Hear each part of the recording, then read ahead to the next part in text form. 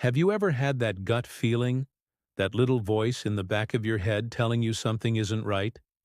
That's exactly where my story begins.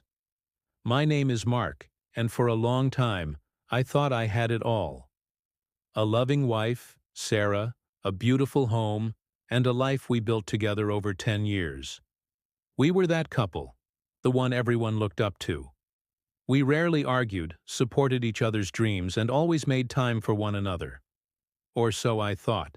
The change was subtle at first. So subtle I almost missed it. It started with her phone. Sarah, who used to leave her phone lying around without a care, suddenly had it glued to her hand. It was always face down on the table, and she'd quickly snatch it up if I came near. When I asked her about it, she'd just laugh it off, saying she was addicted to a new game or deep in a group chat with her friends. I wanted to believe her. I mean, this was Sarah, my Sarah, the woman I trusted with my entire world. Why would I doubt her? Then came the girls' nights. They started happening more and more frequently. Once a month turned into once a week.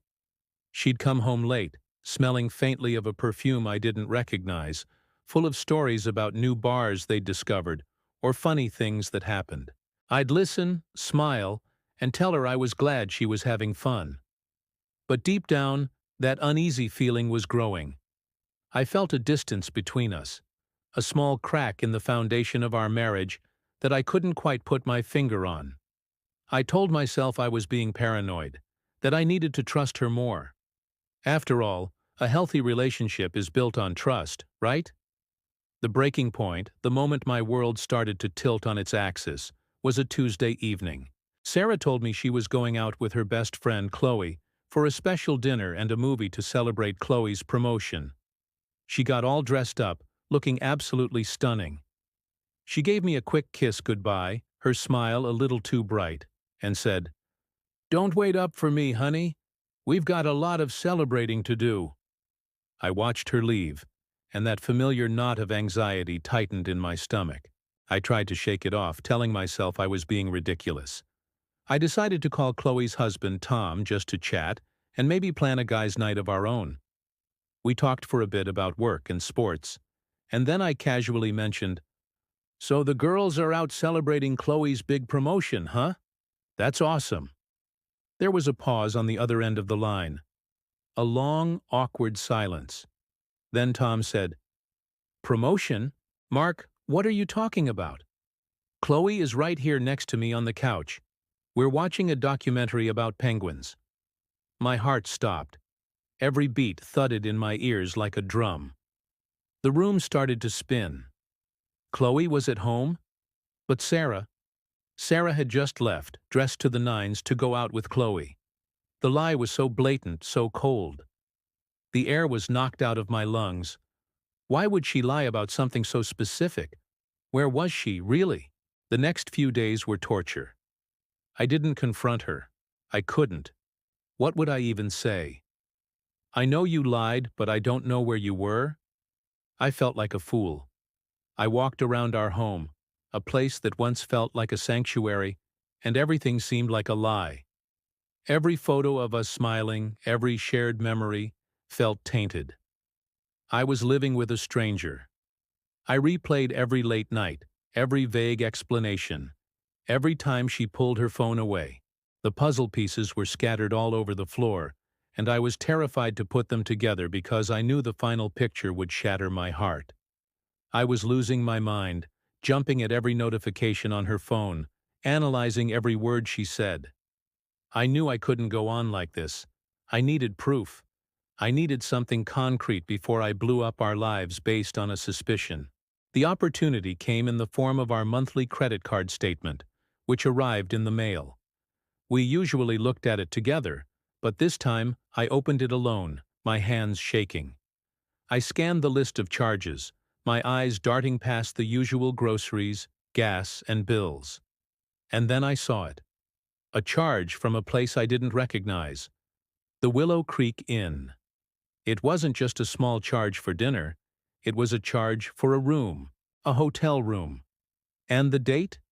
It was the night she was supposedly out celebrating with Chloe. the Willow Creek Inn. It wasn't some fancy downtown hotel. It was a discreet, secluded place on the edge of town. The kind of place people go when they don't want to be found. The truth hit me like a physical blow. It wasn't a girls' night. It wasn't a misunderstanding. It was a planned, deliberate deception. She had booked a hotel room. My mind raced, filling in the horrible blanks. Who was she with? How long had this been going on? The woman I had promised to love and cherish, in sickness and in health, had been with someone else in a cheap hotel room while I was at home, worrying about her. The trust I had desperately tried to hold on to evaporated, replaced by a cold, hard certainty. That evening, when Sarah came home from work, I was waiting for her in the living room. The credit card bill was sitting on the coffee table between us. She walked in, smiling, and asked what I wanted for dinner. Her casualness was like a knife twisting in my gut. I didn't say anything. I just pointed to the bill. She looked down, and I watched the color drain from her face. The cheerful mask she wore every day finally slipped. She saw the charge for the Willow Creek Inn, and she knew. She knew that I knew. The silence in that room was deafening, filled with 10 years of love and laughter that now felt like a complete sham. The confession that followed was a painful, tear-filled blur. It wasn't a one-time mistake. It had been going on for 6 months with a coworker. 6 months of lies, secret meetings, and a double life. She cried. She apologized. She said it was the biggest mistake of her life and that it meant nothing. But her words were just noise. All I could see was the lie. The image of her getting dressed up, kissing me goodbye, and driving off to meet another man was burned into my brain. The foundation of our life together hadn't just cracked, it had crumbled into dust. A marriage without trust is just an empty house, and in that moment, I knew I could no longer live there. The path ahead was unclear and terrifying, but one thing was certain. The life I thought I had was over. My journey to rebuild, to heal, and to find myself again was just beginning.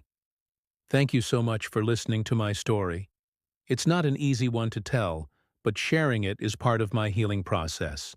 If you've ever been through something similar or if this story resonated with you, please consider hitting that subscribe button and turning on notifications. We'll be exploring more stories about life, love, and overcoming challenges together. See you in the next video.